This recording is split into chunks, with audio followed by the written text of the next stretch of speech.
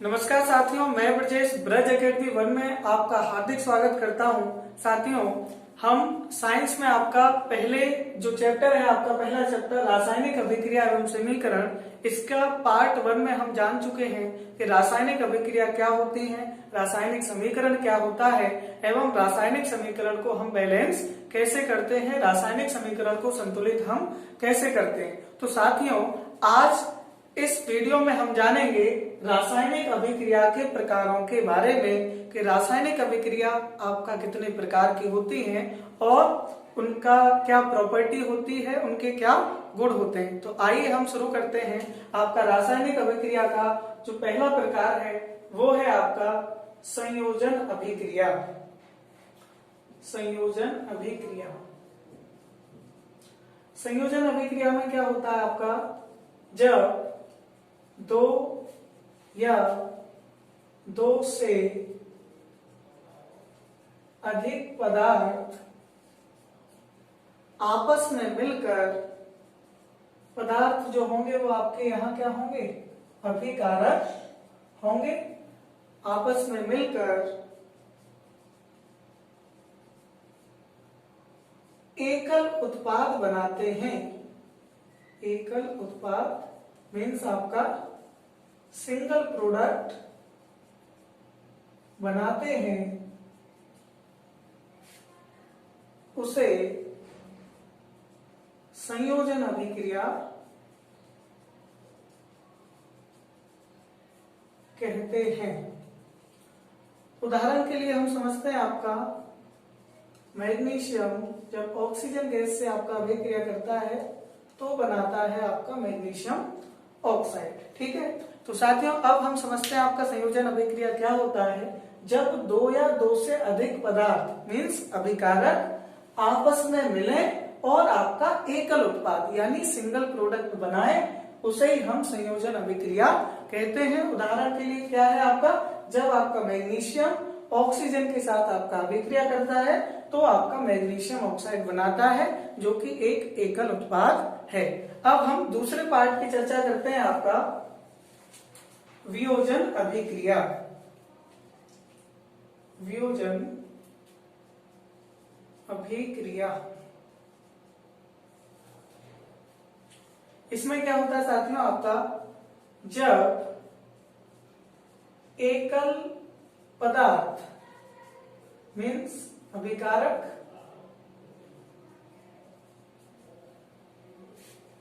किसी बाह्य कारक के प्रभाव से आपस में वियोजित होकर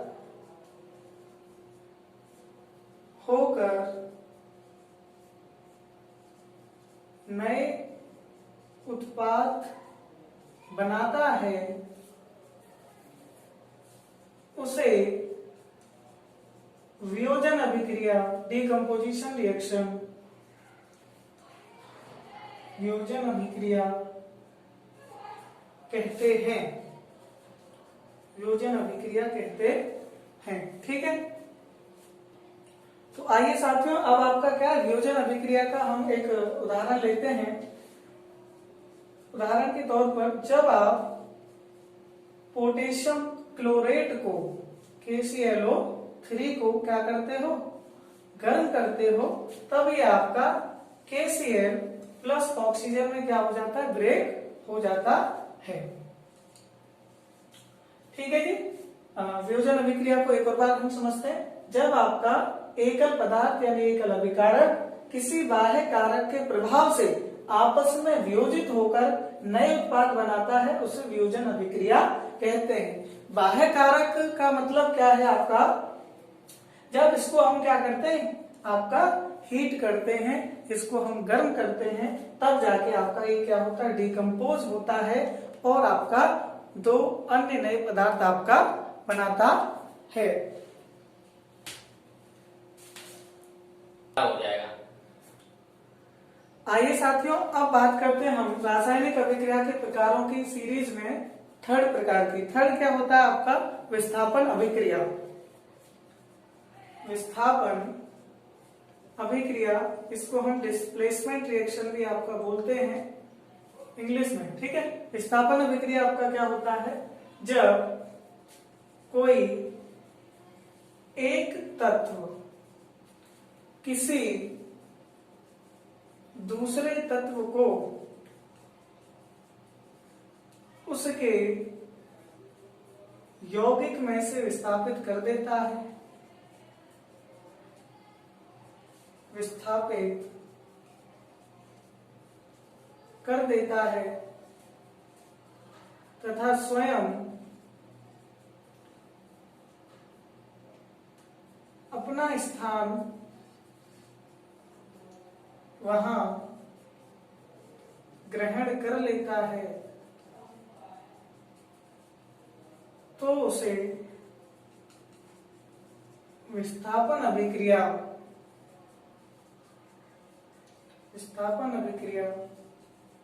कहते हैं। एग्जाम्पल के लिए आप देखते हैं, हम जब आपका आयरन कॉपर सल्फेट के साथ अभिक्रिया करता है तब आपका FeSO4 प्लस कॉपर क्या हो जाता है? आपका अलग हो जाता है। अब हम इसको समझते हैं। विस्थापन अभिक्रिया क्या है आपका? जब कोई एक तत्व किसी दूसरे तत्व को उसके यौगिक में से विस्थापित कर देता है और स्वयं अपना स्थान वहां ले लेता है। एग्जाम्पल के तौर पे क्या देखिए, जब आपका आयरन है, ये आपका कॉपर सल्फेट के साथ क्या करता है? अभिक्रिया करता है, तो कॉपर को यानी अन्य तत्व को उसके यौगिक, कॉपर सल्फेट एक कंपाउंड है, उसके यौगिक में से विस्थापित कर देता है, अलग कर देता है और स्वयं अपना स्थान ग्रहण कर लेता है। यानी यहाँ पहले कॉपर था, अब क्या आ गया? आपका आयरन आ गया और इसने आयरन सल्फेट आपका बना लिया। तो ये इस प्रकार की जो आपकी अभिक्रिया होती है वो आपकी विस्थापन अभिक्रिया कहलाती है। तो साथियों, अब हम रासायनिक अभिक्रिया के प्रकारों की कड़ी में अब बात करते हैं आपका फोर्थ पार्ट की, वो है आपका द्विविस्थापन अभिक्रिया। द्विविस्थापन अभिक्रिया क्या होता है? आइए समझते हैं। वे अभिक्रियाएं जिनमें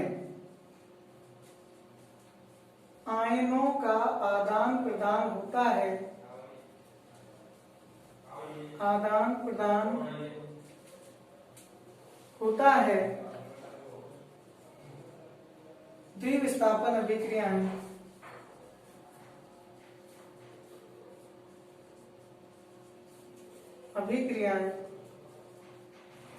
कहलाती हैं। उदाहरण से समझते हैं, उदाहरण से आपका समझते हैं हम। NaCl जब आपका AgNO3 सिल्वर नाइट्रेट के साथ अभिक्रिया करता है तो आपका बनता है AgCl प्लस NaNO3। अब ये अभिक्रिया कंप्लीट कैसे होती है, संपूर्ण कैसे होती है? क्योंकि हम क्या पढ़ रहे हैं आपका द्विविस्थापन अभिक्रिया, जिसमें क्या कह रहे हैं कि वे अभिक्रियाएं जिनमें आयनों का आदान प्रदान होता है, एक्सचेंज ऑफ आयंस होता है, वे अभिक्रिया आपका द्विविस्थापन अभिक्रिया कहलाती हैं। साथियों, जब आप NaCl को ब्रेक करोगे आयनों में तो ये आपका पॉजिटिव, ये नेगेटिव, ये पॉजिटिव, ये नेगेटिव में क्या होंगे? ब्रेक होंगे।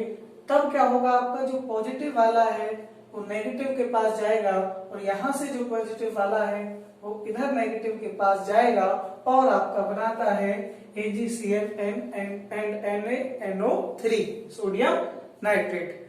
ठीक है साथियों, अब हम नेक्स्ट प्रकार की आपका बात करते हैं जो आपका अभिक्रिया होती है। ठीक है, फिफ्थ पार्ट है आपका उपचयन अभिक्रिया। उपचयन अभिक्रिया या इसको हम बोलते हैं आपका ऑक्सीकरण अभिक्रिया, ऑक्सीडेशन रिएक्शन। ये क्या होती है साथियों, समझते हैं इसे हम। वे अभिक्रिया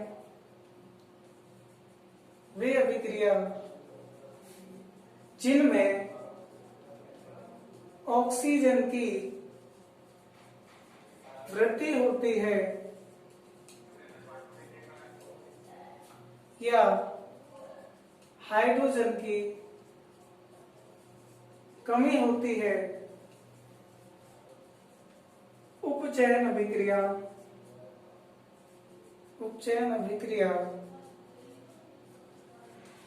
कहलाती है। उदाहरण के तौर पे हम समझते हैं आपका जब मैग्नीशियम आपका ऑक्सीजन के साथ अभिक्रिया करता है तब आपका मैग्नीशियम ऑक्साइड बनाता है। ठीक है, तो साथियों हमने जाना कि आपका उपचयन अभिक्रिया क्या होती है। इनको आप ऑक्सीकरण अभिक्रिया के नाम से भी जानते हैं। वे अभिक्रिया जिनमें आपका ऑक्सीजन की वृद्धि होती है या हाइड्रोजन की कमी होती है वे आपका उपचयन अभिक्रिया कहलाती है। और इसकी एक दूसरी डेफिनेशन भी बनती है कि वे अभिक्रिया जिनमें इलेक्ट्रॉनों की कमी होती है,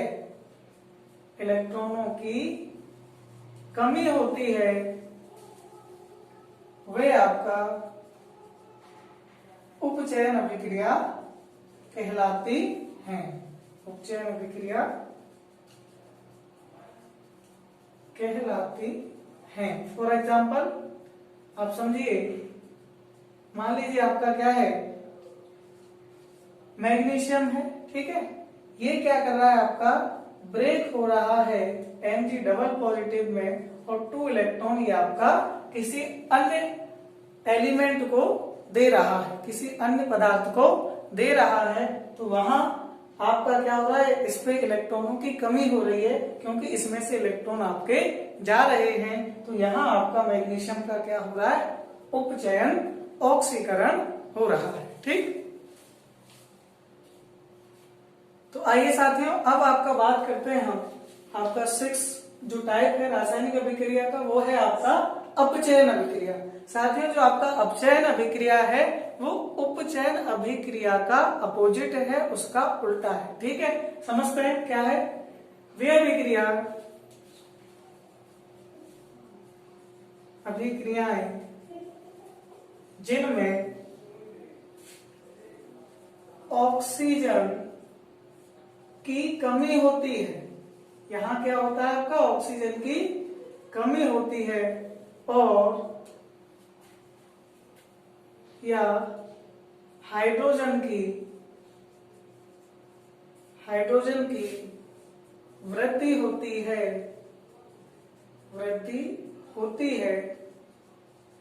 अपचयन अभिक्रिया कहलाती हैं। आइए साथियों इसका हम उदाहरण के माध्यम से समझते हैं इसको। जब आपका Cu2O हाइड्रोजन के साथ अभिक्रिया करता है तब आपका बनता है H2O + 2CO। ठीक है, तो साथियों अब हम समझते हैं हम कि अपचयन अभिक्रिया में क्या होता है। ठीक है, हमने क्या पढ़ा,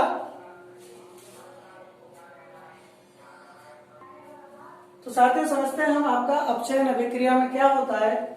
जब वे अभिक्रियाएं जिनमें ऑक्सीजन की कमी होती है या हाइड्रोजन की वृद्धि होती है, यानी यहाँ आपका ऑक्सीजन की कमी हो सकती है और हाइड्रोजन की क्या होती है, बढ़ोतरी होती है, वे अभिक्रियाएं आपका अपचयन अभिक्रियाएं कहलाती हैं। उदाहरण के माध्यम से हम समझते हैं, जैसे आपका Cu2O है, जब इससे आपका हाइड्रोजन अभिक्रिया करता है तब आपका H2O बनता है तथा आपका कॉपर अलग हो जाता है। अब देखिए इसमें क्या हो रहा है, आपका हाइड्रोजन की वृद्धि हो रही है, यानी आपका हाइड्रोजन इसमें क्या हो रहा है, आपका प्लस ऐड हो रहा है, उसकी बढ़ोतरी आपका हो रही है। और हमने क्या पढ़ा, ऑक्सीजन की कमी होती है, तो यहां से आपका क्या हो रहा है, ऑक्सीजन आपका निकल रहा है।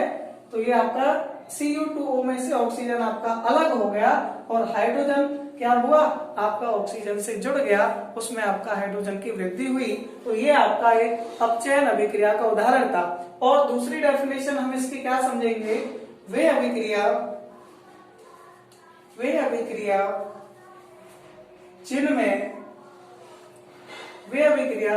जिनमें इलेक्ट्रॉनों की वृद्धि हो,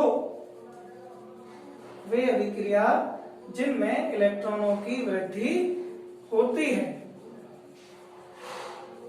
आपका अपचयन अभिक्रिया कहलाती हैं। अपचयन अभिक्रिया कहलाती है। फॉर एग्जाम्पल के लिए आप देखिए, मान लीजिए आपका Cu डबल पॉजिटिव है, ये आपका जब 2 इलेक्ट्रॉन किसी एनोदर एलिमेंट से, किसी अन्य तत्व से क्या करता है, ग्रहण करता है, तब आपका क्या बनाता है, आपका कॉपर बनाता है। तो यहाँ क्या हुआ, Cu2 पॉजिटिव था, मतलब इसके आउटर मोस्ट जो इलेक्ट्रॉन होते हैं, इसकी अंतिम कोश के जो इलेक्ट्रॉन होते हैं वो खाली थे, वहां 2 उसके जो कक्षक थे वो खाली थे, तो 2 इलेक्ट्रॉन उन्होंने ग्रहण किया और आपका कॉपर बनाया। तो यहाँ आपका क्या हो गया, इसका अपचयन हुआ।